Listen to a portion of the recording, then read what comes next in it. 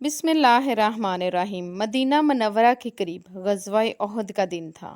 مسلمان اور کفار آمنے سامنے تھے۔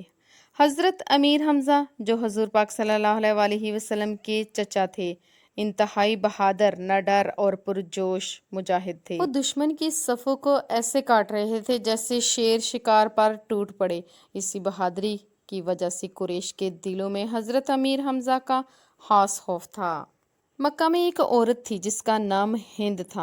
وہ ابو سفیان کی بیوی تھی۔ اس کے والد، چچا اور بھائی بدر کی جنگ میں مارے گئے اور اس کا بدلہ لینا چاہتی تھی۔ اس نے اپنے غلام ویشی بن حرب کو کہا، اگر تم امیر حمزہ کو قتل کر دو گے تو میں تمہیں آزاد کر دوں گی، بہت سا مال اور سونا دوں گی۔ ہند کا مسلمانوں کے خلاف غصہ سخت شدید تھا۔ وہ کھلے صحرا میں آ کر بین کرتی، سر پر خاک اور چہرے پر مٹی ڈالتی۔ وہ اپنے مرے ہوئے رشتہ داروں کا ماتم کرتی۔ وہ اس وقت تک نہ رکی جب تک اس کے شوہر ابو سفیان نے اسے دلاسا نہ دیا اور اس سے جب تک وعدہ نہ کیا کہ میں اس کے باپ اور بھائی کا بدلہ ضرور لوں گا۔ روایات کے مطابق اس نے ویشی بن حرب کو اکسایا کہ وہ اس کے باپ، بھائی اور چچا کا بدلہ لینے میں اس کی مدد کرے۔ وہ حضرت امیر حمزہ رضی اللہ عنہ کو قتل کروانا چاہتی تھی کیونکہ وہ اپنے باپ، بھائی کا قاتل انہیں مانتی تھی۔ ہند نے ویشی بن حرب کو بہت سا مال، اپنا زیور اور آزادی دینے کا وعدہ کیا کہ وہ امیر حمزہ کو مارنے میں اس کی مدد کرے۔ ویشی حبشی غلام تھا، نیزہ پھینکنے میں کمال رکھتا تھا۔ وہ چھپ کر حضرت امیر حمزہ کو دیکھ رہا تھا۔ حضرت امیر حمزہ پوری قوت کے ساتھ لڑتے ہوئے کفار کو بھگا رہے تھے۔ اچانک ویشی نے پیچھے سے نیزہ پھینکا۔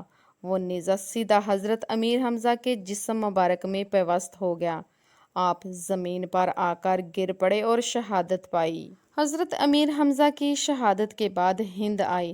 اس نے ظلم کی انتہا کرتے ہوئے آپ کے ناک، کان کاٹ ڈالے اور دل کلیجہ نکال کر اپنے منہ میں ڈالا، لیکن اللہ تعالیٰ نے اس میں لذت پیدا نہ ہونے دی اور اسے اگل بیٹھی۔ ہند نے مسلمانوں پر بڑے ظلم کیے، لیکن جب فتح مکہ کے موقع پر حضرت ابو سفیان مسلمان ہو گئے، انہوں نے اسلام قبول کیا، تو روایات میں آتا ہے کہ ہند نے بھی اسلام قبول کر لیا اور اسی زمرے میں انہیں صحابیات میں شمار کیا جاتا ہے۔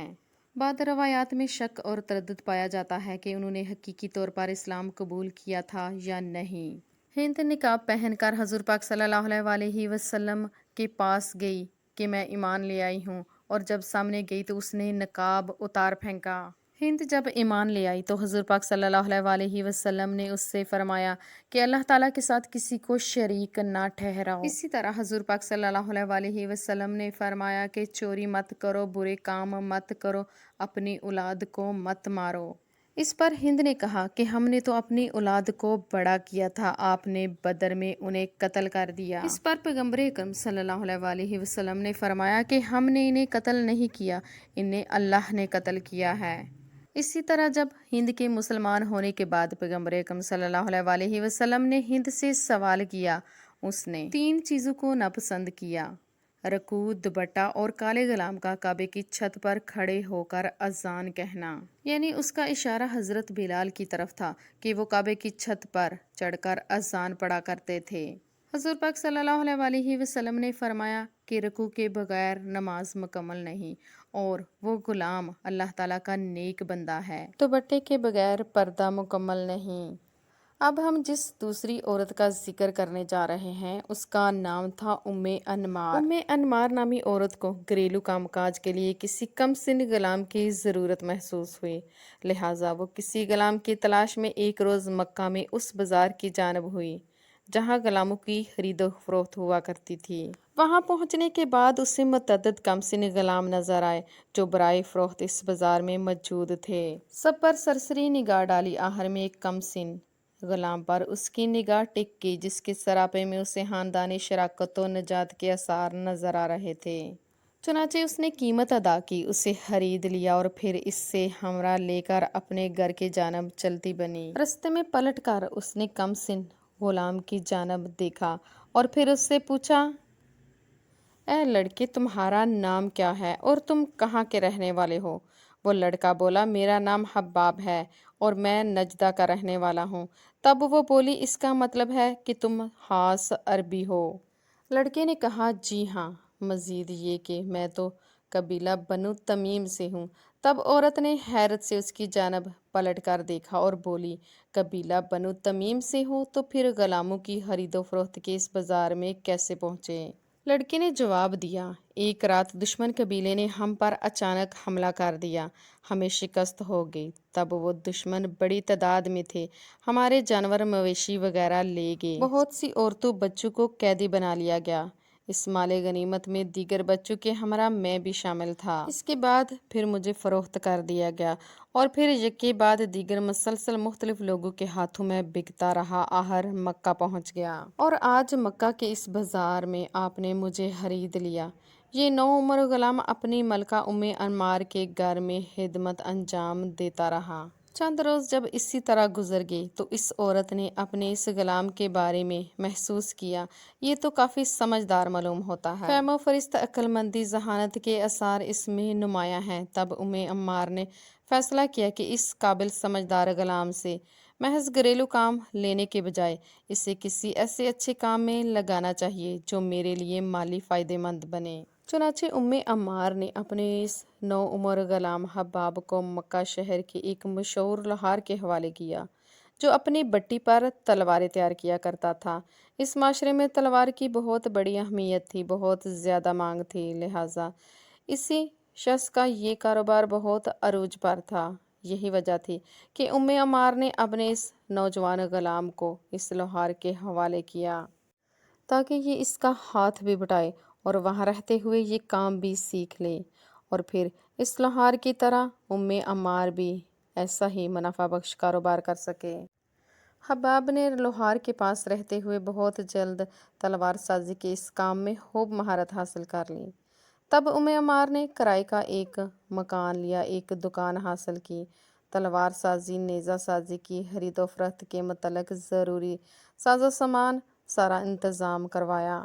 تلوار سازی کا سارا سامان اس میں رکھا اور یہ دکان اپنے اس نوعمر غلام حباب کے حوالے کر دی۔ حباب نے جب اس دکان پر کام شروع کیا، کام کا آغاز کیا تو دیکھتے ہی دیکھتے شہر مکہ میں اس کی شہرت بہت زیادہ ہو گئی، اس کا کاروبار خوب ترقی کرنے لگا، جس کی بنیادی وجہ یہی تھی کہ حباب میں بہت زیادہ خوبیاں، نمایاں خوبیاں موجود تھیں جو ترقی کے لیے ضروری ہوتی ہیں۔ حباب کو دن بھر کے کام کے بعد، محنت مشقت کے بعد چند لمحے فرصت کے میسر آتے، وہ لمحے بھی وہ خوب خلوت میں گزارتا اور اس سوچ میں کھو جاتا کہ آخر اس معاشرے کا کیا انجام ہوگا کہ جس میں ہر کوئی سر سے پاؤں تک ہر قسم کی برائی میں غرق ہے۔